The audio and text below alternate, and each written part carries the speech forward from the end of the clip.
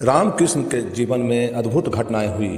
रामकृष्ण को जो लोग बहुत निकट से जानते थे उन सबको ये सब बात जानकर अत्यंत कठिनाई होती थी कि रामकृष्ण जैसा परमहंस, रामकृष्ण जैसा समाधिस्थ व्यक्तित्व भोजन के संबंध में बहुत लोलुप्त थे।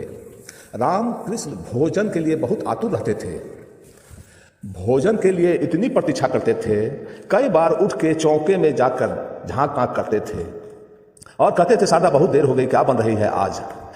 जब सत्संग चलता, ब्रह्मचर्य चलता तो बीच में छोड़कर वो जो है किचन में पहुंच जाते और खोजने लगते आज क्या बना है। शारदा ने उनसे कहा कि क्या करते हैं आप बच्चे की तरह, लोग क्या सोचते होंगे कि सत्संग छोड़ के, ब्रह्म की चर्चा छोड़ के आप अन्न की चर्चा पर आ गए। रामकृष्ण हंसते और चुप रह जाते।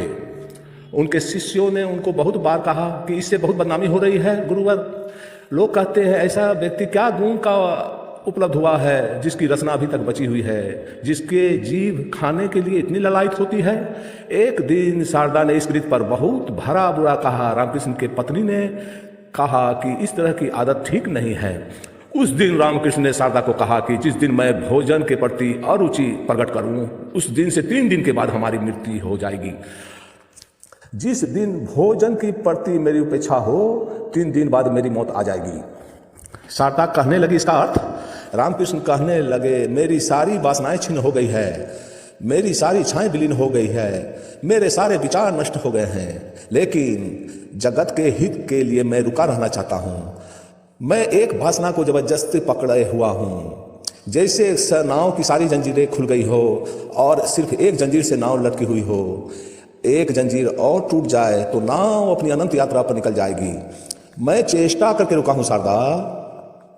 रामकृष्ण की इस बात को किसी को समझ में नहीं आया उस दिन, लेकिन रामकृष्ण के मृत्यु के 3 दिन पहले शारदा माता थाली लगाकर भोजन देने के लिए रामकृष्ण जी के कमरे में गई तो उन्होंने भोजन को देखते ही आंख बंद कर ली, लेट गए और पीठ शारदा की तरफ कर दिए।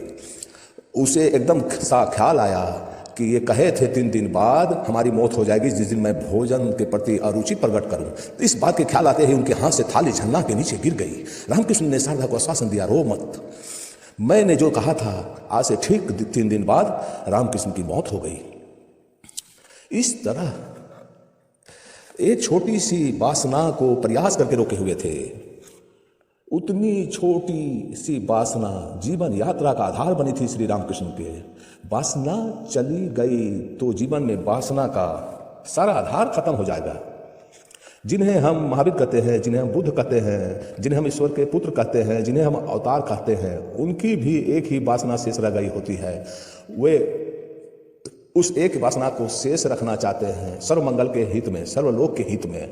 जिस दिन वो वासना भी छीन हो जाती है उसी दिन जीवन की यह यात्रा समाप्त हो जाती है और अनंत की अंतहीन यात्रा शुरू हो जाती है। उसके बाद जन्म नहीं है, उसके बाद मरण नहीं है, उसके बाद ना एक है ना अनेक है, ना उसके बाद जो शेष रह जाता है उसे संख्या में गिनने का कोई उपाय नहीं है। इसलिए जो जानते हैं वो ये भी नहीं कहते कि ब्रह्म एक है, परमात्मा एक है, क्योंकि एक कहना व्यर्थ है जबकि 2 की गिनती ना बनती हो। एक कहने का कोई अर्थ नहीं जब 2 और 3 ना कहे जा सकते हों। एक कहना तभी तक सार्थक है जब 2, 3, 4 भी सार्थक होते हैं। संख्याओं के बीच ही एक की सार्थकता है। इसलिए जो जानते हैं वो ये भी नहीं कहते कि ब्रह्म एक है, वे कहते हैं ब्रह्म अद्वैत, नॉन डुअल, 2 नहीं है। वे कहते हैं परमात्मा 2 नहीं है, वो ये कहते हैं कि परमात्मा को संख्या में गिनने का उपाय नहीं है और जो भी संख्या में भगवान को गिनने की कोशिश करते हैं वो गलत है। लेकिन उस तक पहुंचना दूर। अभी तो हम स्थूल पर ही खड़े हैं, जो उस शरीर पर ही है जो अनंत है। उस शरीर के भीतर में हम प्रवेश करेंगे और एक शरीर उपलब्ध होगा, सूक्ष्म शरीर। उस शरीर को भी पार करेंगे तो उपलब्ध होगा जो शरीर, लेकिन जो शरीर नहीं है वो शरीर है जो आत्मा है। मैंने जो कल कहा उसमें भी जरा सा विरोध नहीं है, उसमें कोई विरोधाभास नहीं है। एक और साथी ने पूछा है, आत्मा शरीर के बाहर चली जाए तो क्या दूसरे के मृत शरीर में भी प्रवेश कर सकती है? कर सकती है,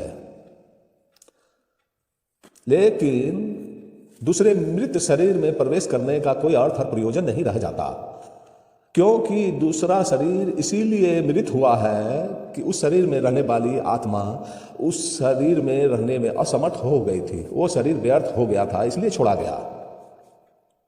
कोई प्रयोजन नहीं है उस शरीर में प्रवेश का। लेकिन इस बात की संभावना है कि दूसरे शरीर में प्रवेश किया जा सकता है।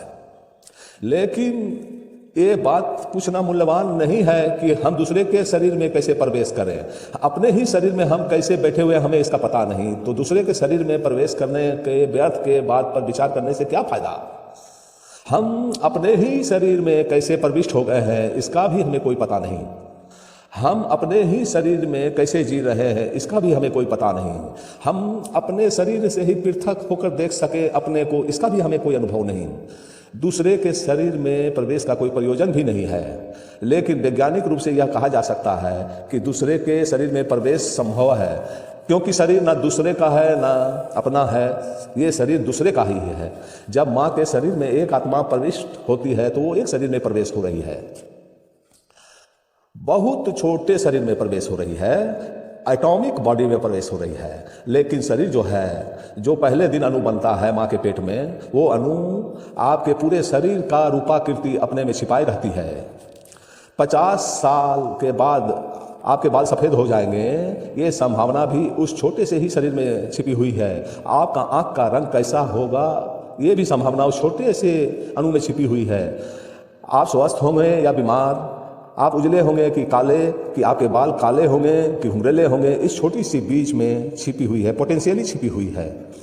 एटॉमिक बॉडी है, अणु शरीर है, उस अणु शरीर में आत्मा प्रविष्ट होती है। उस अणु शरीर की जो संरचना है, उस अणु शरीर की जो स्थिति है, जो सिचुएशन है, उसके अनुकूल आत्मा उसमें प्रविष्ट होती है। और दुनिया में जो मनुष्य जाति का जीवन और चेतना जो रोज नीचे गिरती जा रही है, उसका एकमात्र कारण है कि दुनिया के दंपत्ति श्रेष्ठ आत्माओं के जन्म लेने की सुविधा पैदा नहीं कर रहे हैं। जो सुविधा पैदा की जा रही है वो अत्यंत निकृष्ट आत्माओं की पैदा होने की सुविधा है। आदमी के मर जाने के बाद जरूरी नहीं है कि उस आत्मा को जल्दी ही जन्म लेने का अवसर मिल जाए। साधारण आत्माएं जो ना बहुत श्रेष्ठ होती हैं ना जो बहुत निकृष्ट होती हैं, 13 दिन के भीतर नए शरीर की खोज कर लेती है। लेकिन बहुत निकृष्ट आत्माएं भी रुक जाती हैं, क्योंकि उतना निकृष्ट अवसर मिलना मुश्किल होता है। उन निकृष्ट आत्माओं को ही हम भूत प्रेत कहते हैं। बहुत श्रेष्ठ आत्माएं भी रुक जाती हैं, क्योंकि उतने ही श्रेष्ठ अवसर का उपलब्ध होना मुश्किल होता है। उन श्रेष्ठ आत्माओं को ही हम देवता कहते हैं।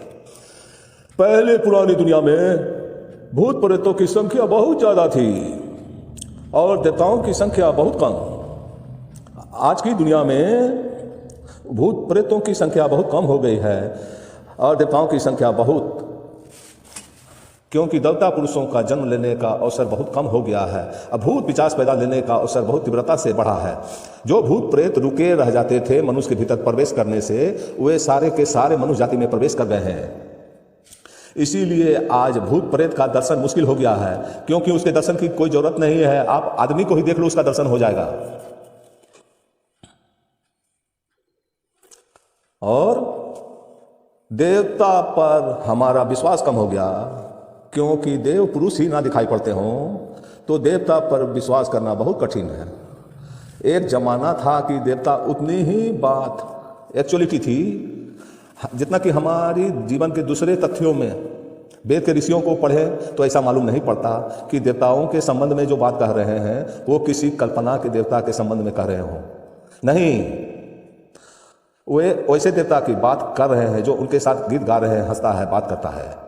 वो ऐसे देवता की बात कर रहे हैं जो पृथ्वी पर चलता है, उनके अत्यंत निकट है।